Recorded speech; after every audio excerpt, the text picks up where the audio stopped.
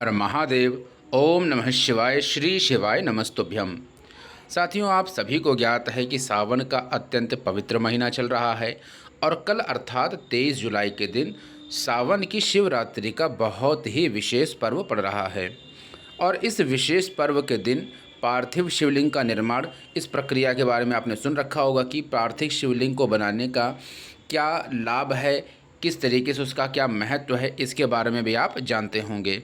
तो आज की इस वीडियो में आपके कई प्रश्नों के उत्तर मिलने वाले हैं। पहला प्रश्न ये होगा कि पार्थिव शिवलिंग के लिए हमें मिट्टी किस प्रकार की प्रयोग करनी चाहिए ताकि आपका जो पार्थिव शिवलिंग है वो अत्यंत पवित्र रूप से बन सके। दूसरी बात इसमें चर्चा करेंगे कि पार्थिव शिवलिंग को बनाते समय हमें किन किन बातों का विशेष ध्यान रखना चाहिए, अर्थात किस तरह से हमें पार्थिव शिवलिंग को बनाना चाहिए, किन सामग्रियों को मिलाना चाहिए, इस पर भी चर्चा करेंगे। दूसरी बात ये चर्चा करेंगे कि पार्थिव शिवलिंग बनाने के बाद जब आप उसका पूजन कर रहे हैं तो किस दिशा की ओर आपका मुख होना चाहिए। चौथा प्रश्न ये हो सकता है कि क्या स्त्री या पुरुष कौन पार्थिव शिवलिंग बना सकता है या नहीं बना सकता है। इस तरीके की इसके अलावा हम यह भी चर्चा करेंगे कि पार्थिव शिवलिंग के समय आपको किन किन बातों का ध्यान रखना चाहिए और किन सामग्रियों के माध्यम से आपको पार्थिव शिवलिंग का पूजन करना है। तो सभी बातों की चर्चा करने वाले हैं। देखिए साथियों, अगर बात करते हैं तो पूजन जो शिवरात्रि के दिन जो आप पार्थिव शिवलिंग का पूजन करने जा रहे हैं, तो इस बात का ध्यान रखिएगा कि शिव महापुराण के अंतर्गत इस पूजन से धन धान्य और आरोग्य और पुत्र सभी की प्राप्ति होती है। मानसिक और शारीरिक परेशानियों से आपको मुक्ति मिलती है। पार्थिव पूजन से सबसे बड़ा लाभ यह है कि अकाल मृत्यु का डर समाप्त हो जाता है। शिव जी की आराधना के लिए पार्थिव पूजन हर कोई कर सकता है। जैसा कि आपके मन में प्रश्न था कि पूजन कौन कर सकता है, स्त्री कर सकती है, पुरुष कर सकते हैं, कौन कर सकता है, तो आप स्पष्ट रूप से देख रहे हैं कि पार्थिव शिवलिंग का जो है पूजन वो हर कोई कर सकता है, चाहे वो पुरुष हो या महिला हो।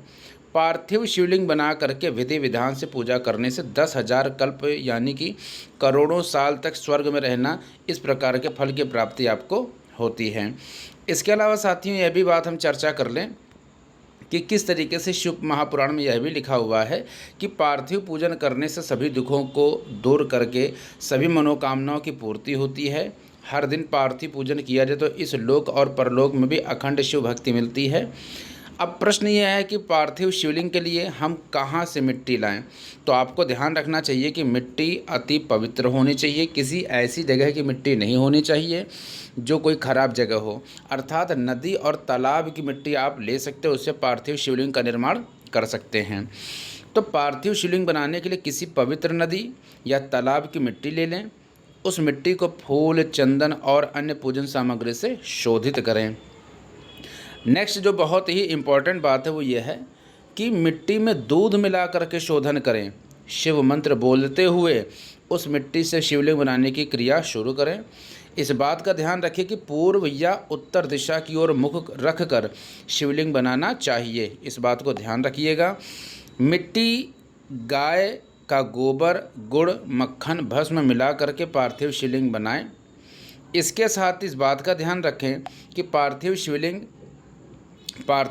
12 अंगुल से ऊंचा नहीं होना चाहिए। कुछ लोग क्या करते हैं, बहुत ही बड़ा शिवलिंग बना देते हैं, तो 12 अंगुल से ऊपर नहीं होना चाहिए। जैसे आप मुट्ठी रखते हैं तो मुट्ठी के जो अंगूठे से आप मुट्ठी रख करके अंगूठे को देखेंगे, जैसे मान लीजिए ये आपका जो है हाथ है और ये अंगूठा है, तो इतना ही इसकी लंबाई चौड़ाई होनी चाहिए, इससे ज़्यादा लंबाई चौड़ाई नहीं होना चाहिए। तो इस बात का ध्यान रखिएगा, ठीक है।